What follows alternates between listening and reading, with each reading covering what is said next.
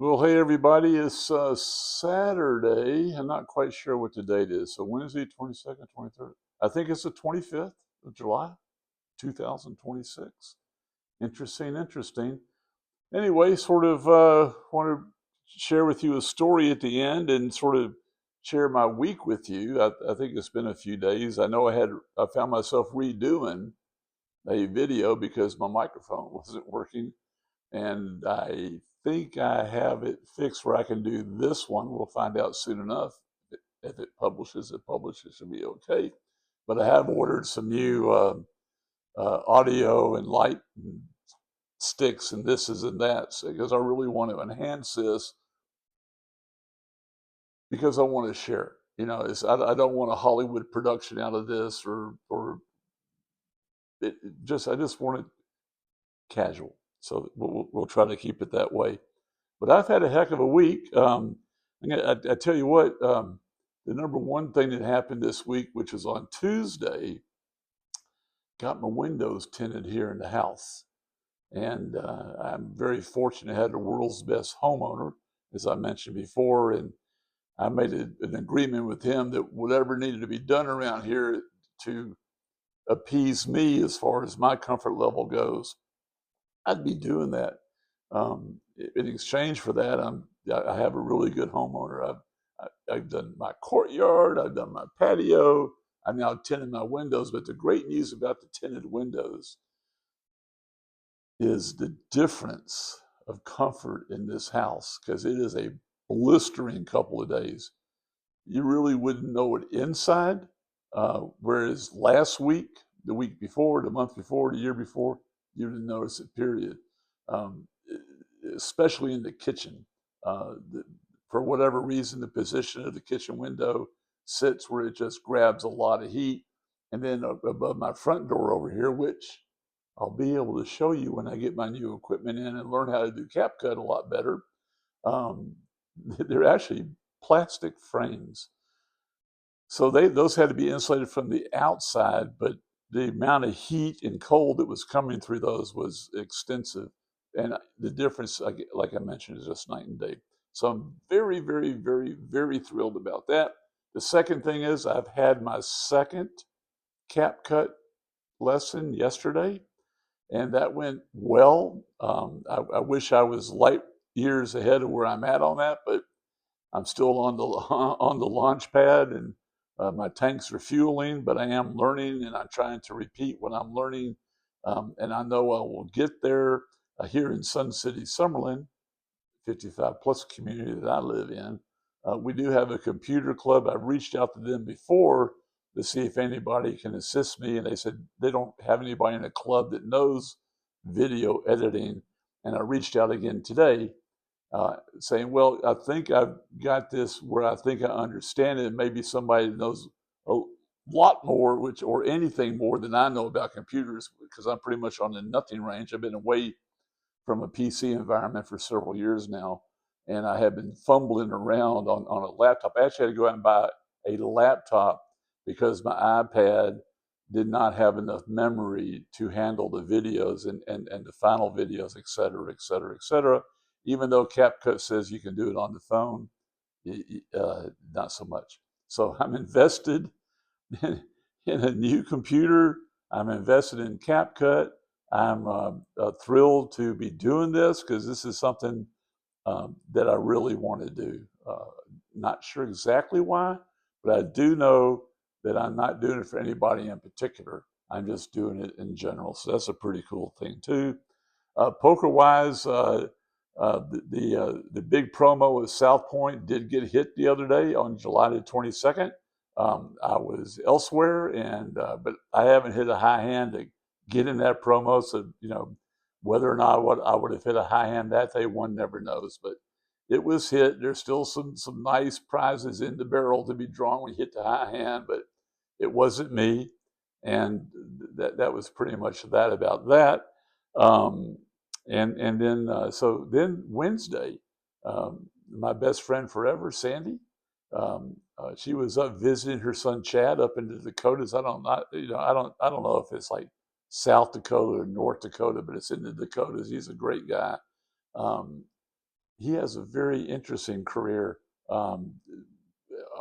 being a video operator in an arena, for all the events, be it sports, be it concerts and stuff. The boards that go around. He's very proficient at that, and from time to time, he actually comes down here and does some events here in Las Vegas.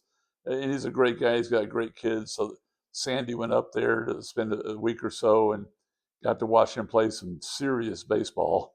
And the baseball season is now over there, so now they're going to be heading into football, and they enjoy the heck out of it. It's every place is a different place, and we all live in the same world. It's sort of bizarre at that. So anyway, so Sandy came home Wednesday, and we went from the airport over to Bootleggers. And when anybody asks me where they should go for dinner, I always suggest Bootleggers for multiple reasons. Number one, it is comfortable. Wherever you sit, it is comfortable. The food is always more than you expect as far as presentation and flavor, and just really good. They have a wedge salad there that, I mean, why it's so much different and better than any other wedge salad I've ever had is beyond me, but it's a wedge salad that can't be missed. I think we should have ordered the prawns. Elizabeth got that when we went there when they were in town, and they were outstanding, but I didn't do it for whatever reason, and I'll be doing that next time because saw a couple of trays go by with the prawns on there, and they are not small. They are not small, and they look rather yummy. So I sort of missed out on that, but we had a great dinner. I just enjoy it there so much. It's just a real casual.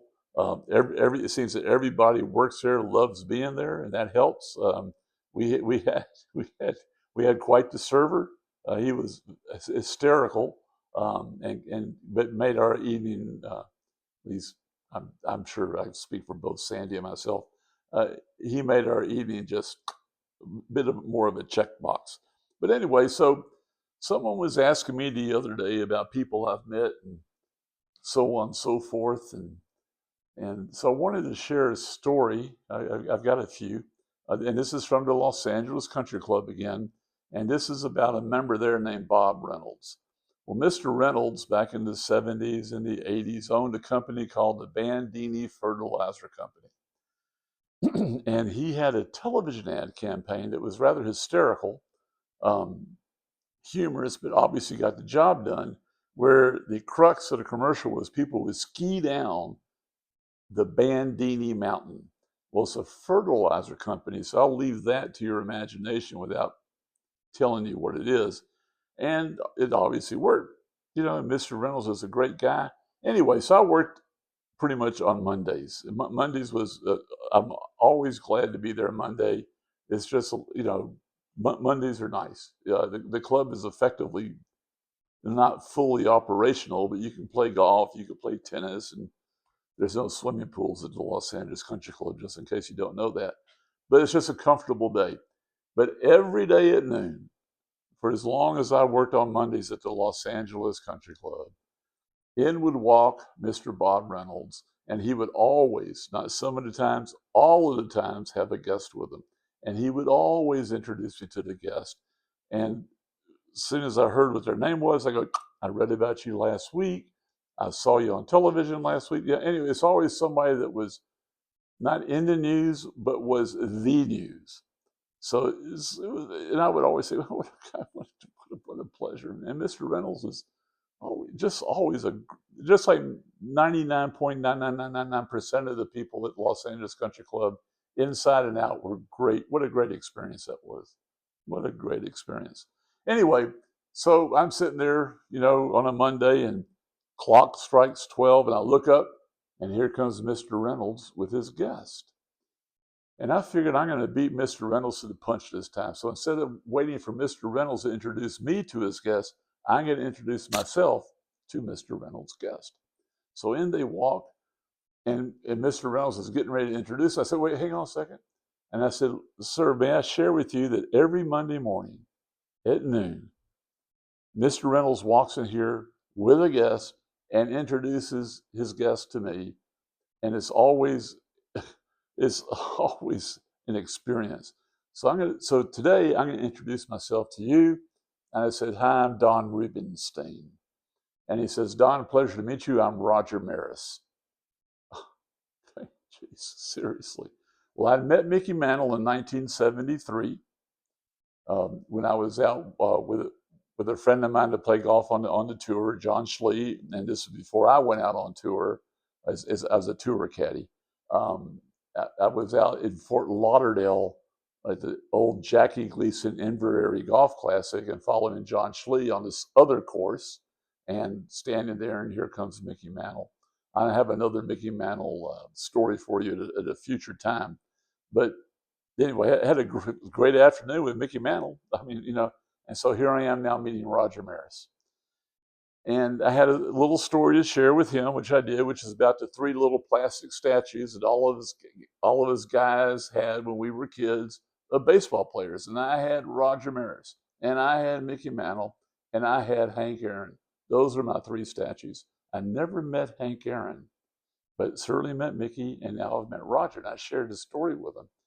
And enjoyed it. I'm glad he did. He didn't seem too put off. But anyway, he was just a great guy. And so that's my Roger Maris story. But the downside of that is, about a few months later, he passed away. So I'm thrilled that God put me in the place where I can meet Roger Maris, because what kid that grew up in the 50s and the 60s didn't want to meet these heroes of baseball? So that's what we have going on. It is hotter than the Dickens here, but with my new tinted windows, I am just thrilled and I am comfortable, and I will see you later.